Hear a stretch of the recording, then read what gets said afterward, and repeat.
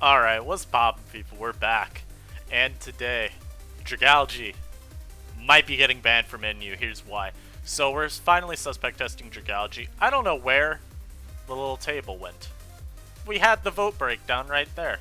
Where'd it go? Here it is. So, we're suspect testing Dragalge. We had a vote on 4 options within the council. It was either do nothing, test Dragalge, test Blastoise, or test Machamp. Dragalge, something has been coming up increasingly more in conversations recently about it being broken, alongside Blastoise remaining a consistent force, and Machamp is a Pokemon I personally have been pushing for a lot recently, others being semi-vocal. But Dragalge ended up being what the council voted to test, and I don't think it's too hard to see why. I think a very apt comparison that Hoenn confirmed. Okay, well, he's named Sinnoh confirmed on here, but that Hoenn confirmed brought up is Dragalge is basically Goodra Light. And what we mean by that is it's another really bulky and really hard to switch around Dragon-type wall breaker, right?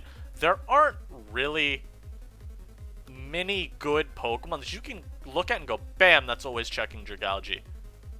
Because between the sets that it can run and the different moves that it can opt to use to basically like either provide more team support or provide it better wall breaking capabilities, it's a really difficult Pokemon to really pin down a really good game plan against when you're in the team builder.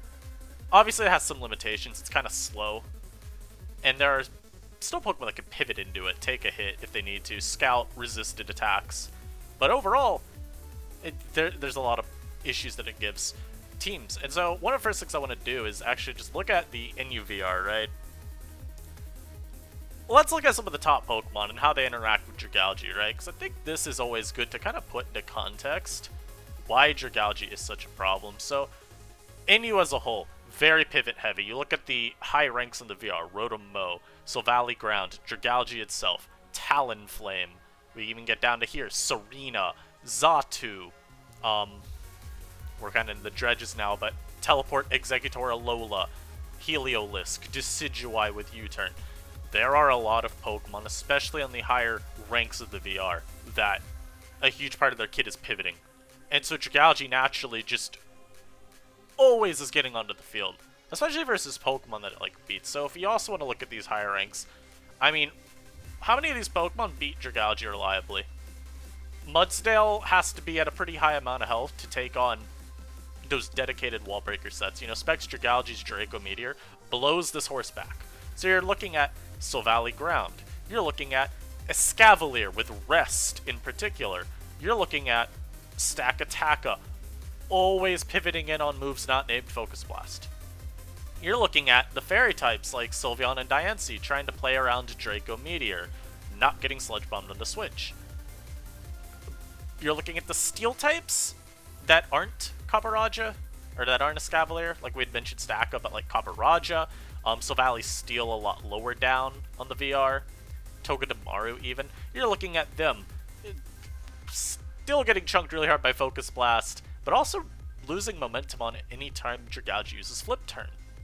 You're looking at even just resisted Draco Meteor doing like 40 from Choice Specs Dragalge. It's obscene.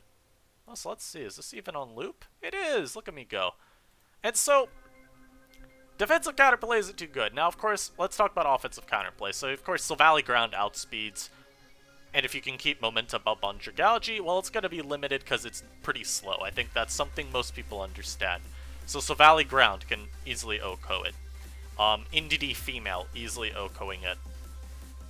CB Grimmsnarl takes it out really easily.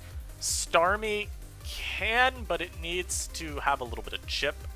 Golurk, of course. Timid Exeggutor Alola is always going to have the speed boost as well. Something like a Tauros is really strong and can take out Dragalge with not too much chip needed. Tyrantrum, of course. But this isn't many faster Pokemon that just outright threaten to OHKO Galge, right? And something else we can also do. Okay, let's see how many Pokemon just let Dragalge in for free. Rotom-Mow, haha, you better be Volt Switching every turn or else that moun's coming in. Talonflame, Brave Bird does do a good amount, but the Mon is still coming in, so you better be U-turning. Vaporeon and Sylveon, every time you want to use a Wish Pass, Dragalge's coming in. Versus Vaporeon, it's setting up a substitute. Have fun. Diancie isn't really common anymore. It doesn't really lose to Dragalge, it just introduces kind of weird team building where you want to use it as a steel type, but you can't. Kind of awkward, like I said. Quagsire, haha, you better be earthquaking if you're predicting Dragalge. Salazzle, if you're not Dragon Pulse, okay, you're free real estate. Serena, depends on the moveset. Some Serenas let Dragalge in more freely than others. Of course, every Serena's gonna have a knockoff, so you always have a way to punish a Dragalge switch. But you don't have ways to deny it from getting momentum on turns that you're just maybe having to threaten, say, a Blastoise or a Sylvally Ground with Power Whip, right? Or when you have to Synthesis, or maybe on turns you want to spin away hazards if your team is really weak to Stealth Rock or Spikes. Vileplume, I don't know what that's supposed to do. Xatu, you literally has to run Psychic in large part because of Dragalge, among other reasons. Snorlax, if you're not Curse EQ, that Snorlax generally beats it, I'd still say. Body Slam does a lot.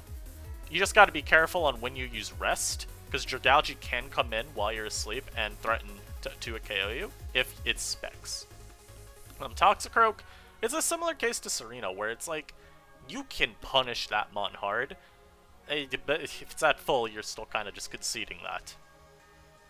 And then we can look at these other Mons too, but I think by now, Weezing, let's even just throw that in there, because that's like hella free real estate. But I think the point's pretty clear. Dragalge gets a lot of turns to come in and do whatever it wants versus the opposing team, right? It's really bulky, it's got a really good defensive typing, and because of adaptability, it's really good coverage and the ability to pivot with Flip Turn.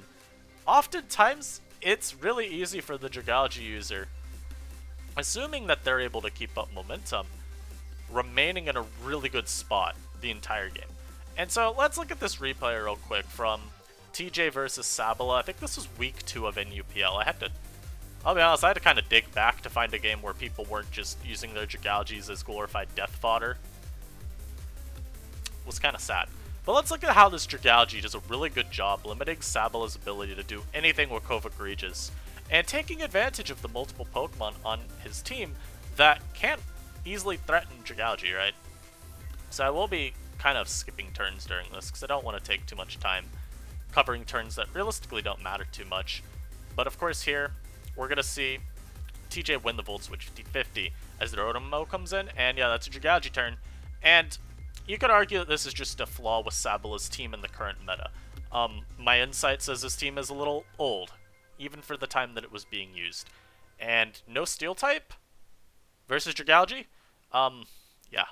In Goodra meta, which is when this team was made, this was a little bit more understandable. There were ways to still play around Goodra without mandating a Steel type, but Dragalge being part Poison makes that a lot harder. So we're going to see Dragalge come in, and we're going to see Dragalge do it at once. Snorlax is this team's best way of dealing with it, and it took 45. This is Specs, I'm pretty sure. So now he gets to spam Sludge Bomb, potentially fish for a Poison, depends on if the Snorlax is running immunity or not. But while it's asleep, since Curselax does not run Rest Talk, you're able to just keep hitting it. And you saw much, it dang near 2-hit KO'd after Stealth Rock. So of course now I just want to wait till we get our good buddy Dragalge back in, and we're going to see TJ Volt Switch again. You know who's coming out? Dragalge. And now everything's 2-hit KO range, have fun. We're at the point in the game where this Dragalge gets, it doesn't matter, okay, Protect. I don't care. I'm Sludge Bombing again. Like, there's nothing that Sabala really can do to make this any more manageable now. You know, Mantine comes out, it doesn't get 2-hit KO'd. The problem is Hurricane does like 30 max. That's not a lot. So I think eventually we're going to just see is TJ try to Wish Pass into the Dragalge, get it back to full, and he's going to say, okay, play around me again. Because what's Mantine going to do? We're going to Hurricane? He's going to miss too, which kind of sucks. But again, we're talking about it doing like 30 to no bulk Dragalge. Some of the utility sets will run bulk. And while that obviously comes at the cost of wall breaking power, it's still really strong because adaptability is able to carry this Pokemon really far. The ability to pivot on your checks with Flip Turn is always really impactful. Toxic Spikes, potentially wearing down just some of these more generically, like, good mid-ground special walls, like Vaporeon in some instances, and Snorlax even, really good. And so again, as we come back to this game, Kofa Egregious is Zabala's win con, right? The problem is Dragalge not only resists Body Press, it doesn't even have to go for Draco versus this if it doesn't want to. Sludge Bomb does so much. He does Draco there, not wanting to like mess around with this Kofa somehow cheesing its way past Dragalge, but point stands. Its Sludge Bomb is incredibly free at this point. And that's why we've seen teams nowadays. It's always been kind of just agreed upon. Yeah, in you use a Steel type. We have a million wall breakers that Steel is just a really good defensive answer to. The problem is sometimes we want to experiment while building. And Dragalge is one of those Pokemon that says, no experimenting. Not allowed. Now we're going to skip through this turn. This is just going to be a lot of TJ trying to deal with this annoying Snorlax. We're going to get Dragalge in now. We're just going to hit it with Sludge Bomb, right? It does a lot. He has to switch, though, because it's going to wake up. I want to get to the point in this where this Pokemon is no longer present. Because the problem is okay, Draco, 58. I thought that'd do more with how much Sludge Bomb I've been doing.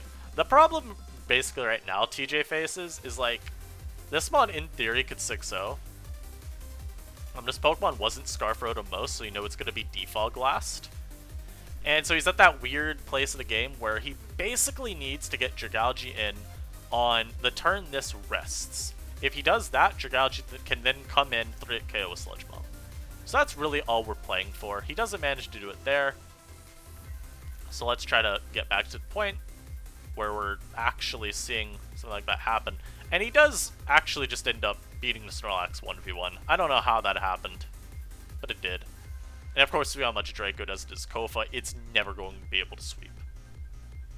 And I think this game is a really good example of showing just why Dragalge is so dominant right now. I mean, you could even look right now. Again, let's look at the VR. So what are some common trends that we've seen lately? One of them is a Scavalier. This mon was like A- on the VR once we got Stakataka.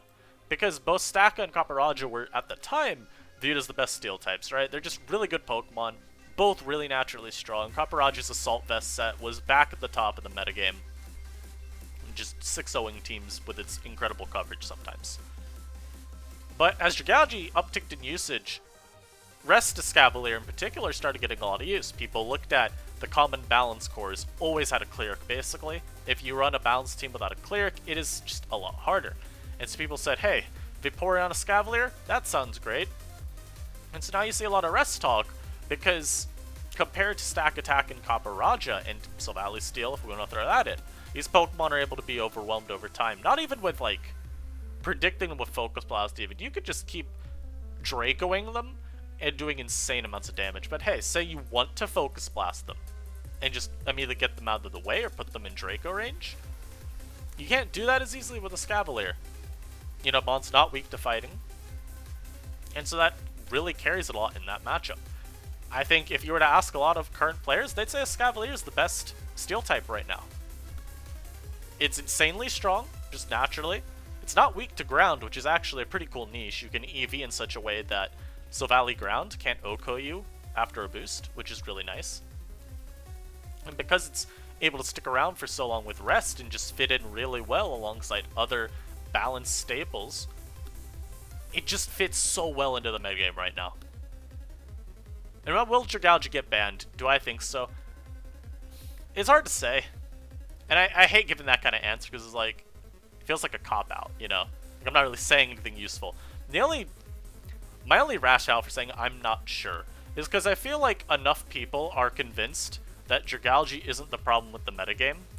And I don't know how people will vote in terms of, are they going to just be like, well, something's wrong with the metagame. Dragalge's one of the best Pokemon in the metagame. I just want to get rid of it? There's a chance. I personally, right now, would probably say yes to a ban. Obviously, assuming I ladder for reqs, which I should. I think I would vote ban because I feel right now what Dragalge does is it mandates way too much good play on the opposing side, right? There is a difference between a centralizing Pokemon, one that you just always have to take into account while building, and an unhealthy Pokemon. So I'd say Comfy in Sun and Moon Enyo, that's centralizing, but I don't think it's broken. I think already the Pokemon that you want to use while team building in NU, they also, like, a lot of them do check Comfy. And I don't think you have to go out of your way to prep for it. It's sort of like Sigilif as well in SMNU, where that mon's incredibly potent, it can 6-0 some matchups, but a lot of its natural checks and counters, you already want to use for other reasons. I think Dragalge just sort of fit that mold too, where it's like, okay, well I want Silvally Ground, because it's fast and pivots and sweeps, it does all this other good stuff. I want a Scavalier. It's used knockoff to displace items really effectively. It checks a lot of other Pokemon too. It's just a really good Pokemon. I want to use these other steel types because they're just really good. But I think Dragalge puts way too much in favor of the person that uses it. And so that's my thought process behind why I'd vote ban. I hope y'all enjoyed this video. Of course, if you did, leave a like, subscribe if you haven't already, and I'll catch y'all next time. Peace.